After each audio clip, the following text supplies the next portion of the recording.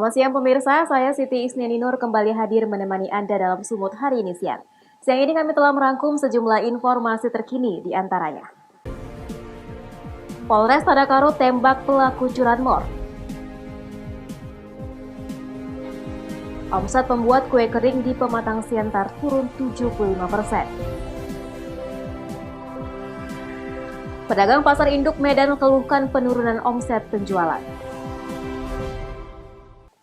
Selain cuplikan berita tadi, kami juga akan menghadirkan beragam informasi lainnya.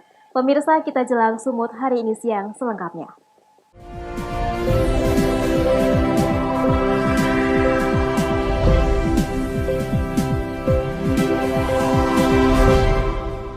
Pemirsa, Satuan Reserse Kriminal Polres Tadakaro berhasil menangkap 2 tersangka spesialis pencurian kendaraan bermotor roda 4 di Desa Bandar Baru, Kecamatan Sibolangit, Sumatera Utara.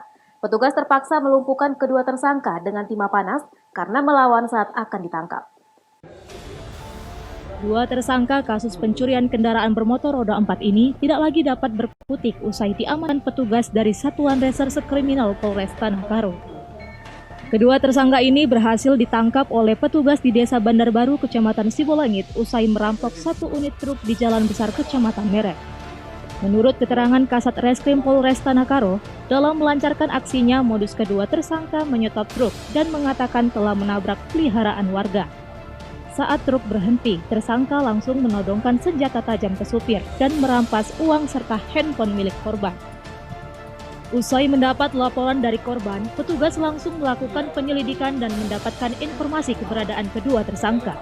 Namun, saat hendak ditangkap, kedua tersangka melawan petugas dan berusaha melarikan diri hingga terpaksa dilakukan tindakan tegas dan terukur dengan melumpuhkan kedua kaki tersangka dengan timah panas. Jalan Besar Kabanjai Merek telah terjadi perampokan pencurian dengan kekerasan terhadap sebuah mobil Colt diesel yang dilakukan oleh 2 orang tersangka. Untuk tersangka sendiri sampai saat ini sudah tertangkap atau seperti apa nih, Bunda? Jadi perlu kami jelaskan bahwa butuh waktu 7 jam kami mengamankan kedua tersangka di daerah Deli Serdang, tepatnya di Bandar Baru. Kemudian sempat ada tindakan tegas terukur di Komandan. Seperti apa, Bunda, bisa jelaskan? Jadi pada waktu kita melakukan pengembangan, kedua tersangka tersebut ada melakukan perlawanan terhadap petugas. Jadi dengan tegas dan sigap kita lakukan tindakan tegas terukur. Untuk mempertanggungjawabkan perbuatannya, kedua tersangka saat ini sedang dilakukan pemeriksaan di Polres Tadakaro. Barang bukti yang berhasil disita berupa pisau, uang, dan sepeda motor milik tersangka. Kedua tersangka pun terancam pasal 365 KUH pidana tentang pencurian dengan kekerasan dengan ancaman hukuman 9 tahun penjara. Chandra Bukit melaporkan untuk Eva Rina TV. Di masa pandemi saat ini, pembuat kue kering lebaran mengalami penurunan omset hingga 75%. Salah satu pembuat kue kering di Pematang Siantar mengurangi jumlah produksi akibat lemahnya perekonomian dampak COVID-19.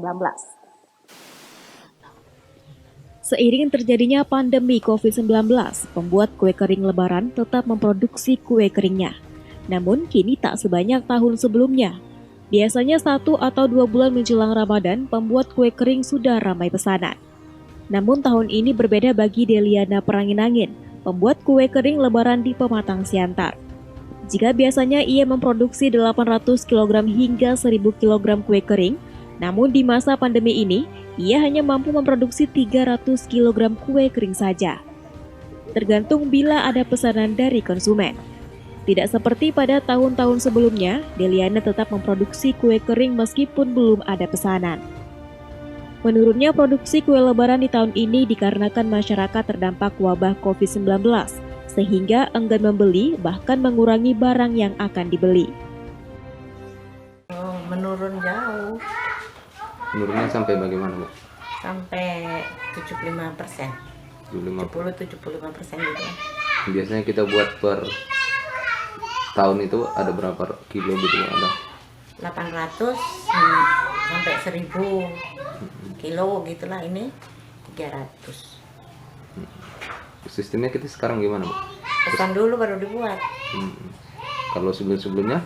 Ya nggak dibuat. Sebelum-sebelumnya dibuat dulu kita berani, ini nggak berani. Meski ada pengurangan produksi, pembuat kue kering tersebut tetap mempertahankan kualitas produksinya.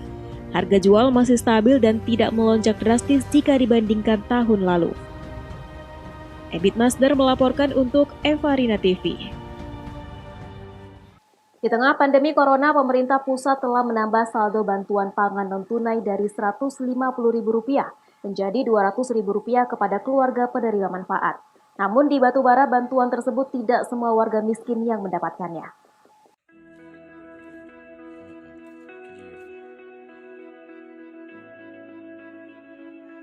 Di Kabupaten Batubara, tidak semua warga miskin mendapatkan bantuan pangan non-tunai. Seperti di Dusun 3 Sidodadi, Desa Binjai Baru, Kecamatan Datuk, Tanah Datar, Kabupaten Batubara. Di rumah berukuran 3x4 meter persegi dengan kondisi yang memprihatinkan, Misem, wanita berusia 68 tahun, menjalani hidup seorang diri. Wanita lansia ini terpaksa harus bekerja banting tulang untuk bertahan hidup. Mirisnya dengan kondisi kehidupannya yang memprihatinkan, Misem mengaku tidak pernah mendapat bantuan pemerintah, seperti bantuan pangan non-tunai atau BPNT. Bantuan dari pemerintah tiap bulan nggak pernah dapat? Enggak. Sembako. Enggak. Di sini udah lama nenek? Hah? Tinggal di sini udah lama? Udah. Oh, kakek kerja apa? Kakeknya udah nggak ada. Jadi nenek Aku kalau ada, tinggal sendirian? anakku merantau. Heeh. Heeh. Oh, jadi di sini sendirian nenek? Iya. Jadi nggak pernah sama sekali mendapat bantuan dari pemerintah itu ya nenek? Yang setiap bulannya ya? Ora.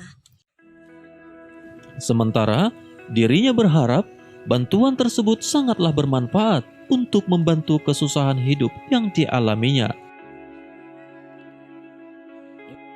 Taufik melaporkan untuk Evarina TV. Pedagang pasar induk keluhkan penurunan omset penjualan. Beritanya akan hadir sesaat lagi.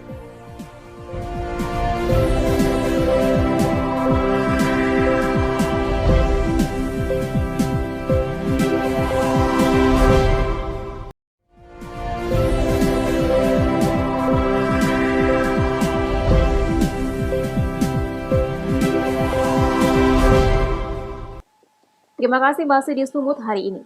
Pemirsa, dampak pandemi COVID-19 pedagang tradisional di Pasar Induk Lauci, Kota Medan, Sumatera Utara sejak 2 pekan terakhir mengeluhkan penurunan omset penjualan hingga 50%. Beginilah suasana di Pasar Induk yang berada di Desa Lauci, Kecamatan Medan Tuntungan, Kota Medan, Sumatera Utara. Sejak pagi hingga sore, suasana pasar tidak begitu ramai dibandingkan dengan hari-hari biasanya. Suasana ini sudah 2 pekan dirasakan pedagang. Akibat pandemi COVID-19, omset penjualan mereka turun hingga mencapai 50%. Para pedagang mengeluhkan sepinya pembeli yang diakibatkan pandemi COVID-19. Pembeli enggan untuk berkunjung ke pasar induk. Selain itu, banyaknya pedagang kuliner atau warung makanan yang menutup usahanya selama pandemi COVID-19 juga menjadi salah satu pemicunya. Seluruh pasokan sayur mayur yang berasal dari kota Brastagi tetap berjalan seperti biasanya seperti sayur kol, terong, tomat, dan wortel. Namun karena sepinya pembeli, harga sayur tersebut turun hingga 30%. Pasar Induk Lauci ini merupakan grosir penjualan sayur mayur yang berasal dari petani dan didistribusikan ke sejumlah pasar di Kota Medan dan Deli Serdang. Biasanya dalam sehari, para pedagang mampu menjual tomat dan wortel 20 keranjang. Jauh beda, Jauh bedanya menurun? menurun drastis. Berapa persen penurunannya? Sekitar hampir 50%. 50% ya? Penyebabnya apa, Bi? Karena kurang orang keluar, nggak berani orang keluar. Berarti daya beli rendah ya? Rendah. Kalau untuk harga? Harga, itulah orang petani nggak berani keluar. Jadi harga turun juga? Harga turun juga. Contohnya apa yang turun, Bi? Cabai merah. Dari harga 15.000 jatuh ke 10.000. 10.000. Kalau untuk yang sayuran, wortel? Sayuran pun sekitar 30% lah. 20% turunnya harganya ya? Nah, iya. Harapan, Mi, sama pemerintah? Ya semoga cepat corona habislah, Berakhir ya. berakhir. Oke. Biar masyarakat jangan terlampau pusing untuk menghadapi kebutuhan sehari-hari ya. Pedagang berharap pemerintah bisa mengatasi pandemi COVID-19 agar aktivitas dan perekonomian warga bisa kembali normal. Wahyu Pratama melaporkan untuk Eva Arena TV. Terkait penangkapan dua mantan anggota DPRD Kota Pematang Siantar, Sumatera Utara, yakni Eliakim Simanjuntak dan Rudolf Huta Barat dalam kasus perjudian, Kapolres Kota Pematang Siantar AKBP Budi Pardamaian Saragi ketika dikonfirmasi enggan berkomentar dan memilih diam.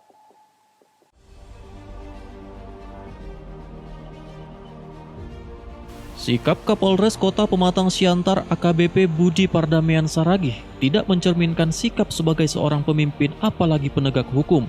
Bagaimana tidak, saat awak media mengkonfirmasi terkait diamankannya dua mantan anggota Dewan Perwakilan Rakyat Daerah Kota Pematang Siantar yang terseret dalam kasus perjudian, AKBP Budi Pardamaian Saragi malah menghindar dan bungkam, seakan tidak terlalu penting untuk ditanyakan. Sikap Kapolres ini juga sangat bertentangan dengan komitmen Kapolda Sumatera Utara Inspektur Jenderal Polisi Martuani Sormin untuk memberantas perjudian dan narkoba di wilayah hukum Sumatera Utara, di mana dengan tegas memerintahkan agar Kepala Kepolisian Resort atau Kapolres di jajaran Polda Sumatera Utara untuk menindak tegas perjudian dan narkotika.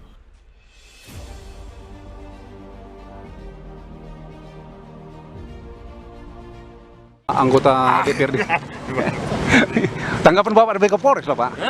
Iya terkait penangkapan kedua anggota DPRD. Iya Pak, tanggapan Bapak Pak?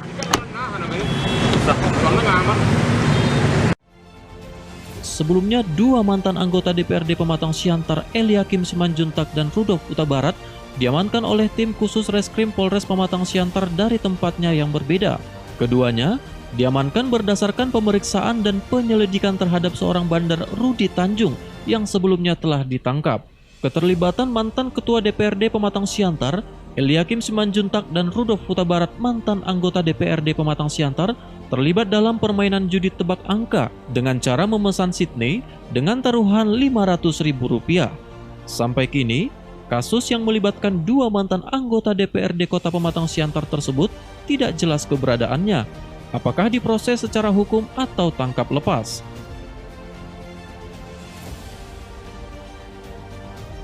Ebit Masdar melaporkan untuk Eva Arena TV. Pemirsa, di bulan Ramadan 1441 Hijriah tahun 2020, Badan Pemuda Ikatan Keluarga Nasution atau BPIKANAS Labuan Batu berbagi bahan pokok kepada puluhan warga yang membutuhkan di 3 kecamatan yang perekonomiannya terdampak akibat mewabahnya COVID-19 secara door-to-door. BPIKANAS Labuan Batu membagikan puluhan paket bahan pokok yang terdiri dari beras, minyak goreng, dan gula kepada warga yang membutuhkan di 3 kecamatan seputaran kota Rantau Prapat, yakni Rantau Utara, Rantau Selatan, dan Bilah Barat, Labuhan Batu, Sumatera Utara. Kegiatan sosial yang merupakan program kerja tahunan BPIKANAS ini sedikit meningkat dibanding tahun-tahun sebelumnya, yang mana di 2 Ramadan sebelumnya mereka hanya mampu berbagi takjil berbuka puasa kepada masyarakat yang menjalankan ibadah puasa. Menurut Ketua BPIKANAS Labuan Batu, Idham Hafiz Nasution menyebutkan, kegiatan ini merupakan sebagai bentuk kepedulian pihaknya kepada masyarakat yang ekonominya terdampak akibat mewabahnya COVID-19, sehingga dapat meringankan beban mereka. Merupakan salah satu program kerja tahunan Badan Pemuda IKANAS Labuan Batu dalam bentuk memberikan bantuan bentuk sembako kepada masyarakat yang kurang mampu seputar Labuan Batu. Jadi sasaran-sasaran tadi kita datangi langsung door to door. Jadi bantuan itu berbentuk beras, minyak makan, dan gula seperti yang dibutuhkan oleh ibu-ibu rumah tangga untuk kebutuhan sehari-harinya. Insya Allah ini kegiatan rutin karena tahun yang lalu kita juga membagi-bagikan sebagian dari kita membagi-bagikan takjil Tapi tahun ini kita tingkatkan menjadi memberikan bantuan sembako. Apalagi dalam kondisi sekarang ini, di mana penyebaran COVID-19 berlangsung sejak 2019 yang lalu di Indonesia sejak Maret yang lalu.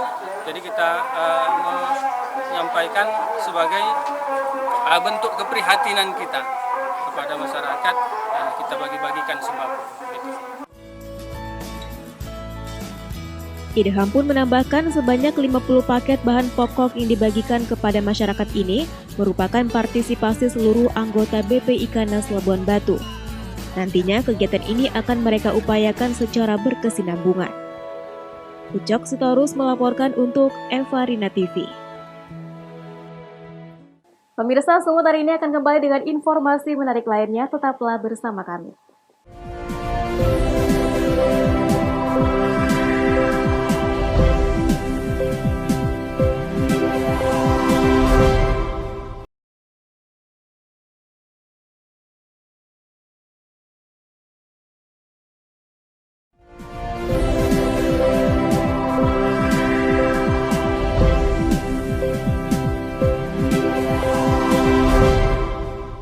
Terima kasih masih bersama kami. Pemirsa, Kecamatan Cianjur Mula-Mula Kabupaten Samosir, Sumatera Utara yang berada di bawah kaki Gunung Pusuk Buhit adalah salah satu tempat yang selalu dikunjungi wisatawan domestik dan mancanegara. Kini akses jalan menuju kecamatan ini ditutup bagi pengunjung wisatawan demi upaya pencegahan virus corona.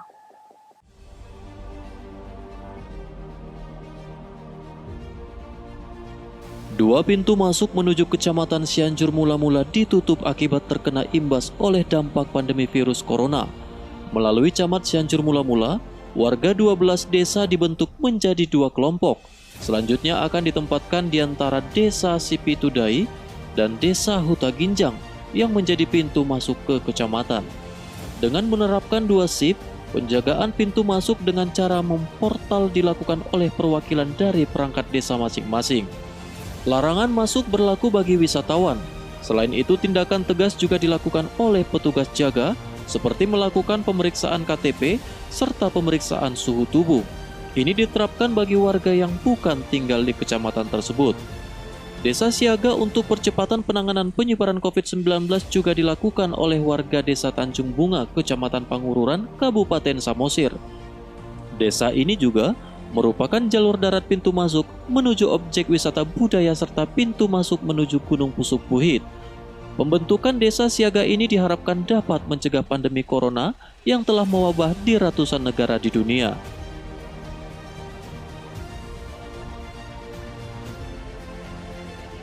Ini kesempatan kita terkhusus di Kecamatan Cianjur Mula yang difasilitasi Pak Camat atau Ketua Tim Khusus Kecamatan. Kita sepakati dua portal, Pak. Satu itu ke Negara Limbong, satu ke Negara Sagala, Pak. Artinya kita terkoordinasi, Pak, yang masuk jika dia dari luar Samosir atau dari zona merah, kita terapkan isolasi mandiri di rumah atau kita hubungi langsung ke rumah warganya, Pak. Atau keluarga yang dijumpai di Cianjur Mula, Pak. Bukan warga Samosir kita pulangkan langsung, Pak. Apalagi tujuannya tidak jelas, terkhusus mengenai pengunjung atau wisata. Di mana kita tahu sekarang ini semua objek wisata ditutup, Pak. Jika dia tidak jelas tujuannya, itu langsung kita pulangkan.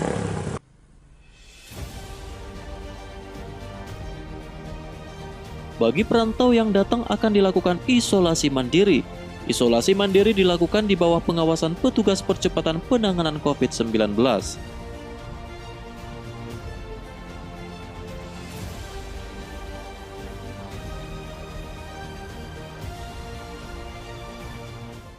Kalau di posko 1 atau di dusun 1, dusun 2 ini posko 1. Di sini ada dua shift.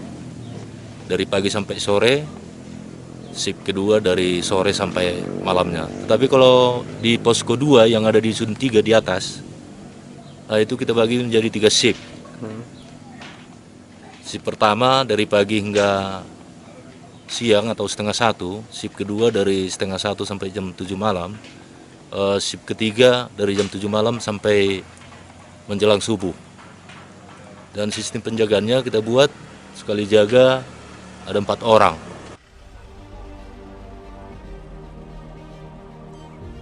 Penjagaan dengan penerapan shift yang berbeda masing-masing posko untuk mengantisipasi para pendaki serta warga pendatang yang bukan warga setempat. Junjungan Marpaung melaporkan untuk Evarina TV. Pemirsa, jalin toleransi antar umat beragama. Di tengah pandemi COVID-19, Walubi Kota Pematang Siantar dan BSS Foundation bagikan paket takjil gratis kepada warga. Tak hanya itu, guna memutus mata rantai COVID-19, panitia turut membagikan masker dan hand sanitizer. Menjalin toleransi antar umat beragama di tengah pandemi diwujudkan Walubi Kota Pematang Siantar dan BSS Foundation dengan membagikan paket takjil gratis kepada warga. 500 paket takjil dibagikan kepada warga yang melintas di jalan utama Kota Pematang Siantar. Tak hanya itu, bersama BSS Foundation 500 masker, hand sanitizer, dan vitamin juga turut dibagikan kepada warga. Diharapkan melalui kegiatan ini dapat mencegah penularan dan memutus mata rantai penyebaran COVID-19 di Kota Pematang Siantar. Ketua DPD Walubi Kota Pematang Siantar Susanto mengungkapkan, kegiatan sosial ini ditujukan sebagai bentuk kepedulian dengan saling berbagi sesama umat beragama di Kota Pematang Siantar. Memberikan takjil sebanyak 500 kepada masyarakat yang melaksanakan ibadah puasa juga.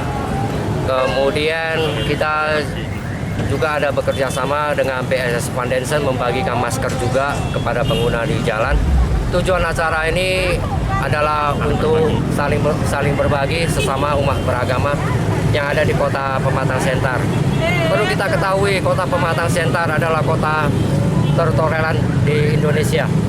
Jadi dengan melaksanakan acara ini kita mewujudkan dan menghimbau supaya saling bisa peduli sesama umat beragama yang ada di Kota Pematang Siantar ini.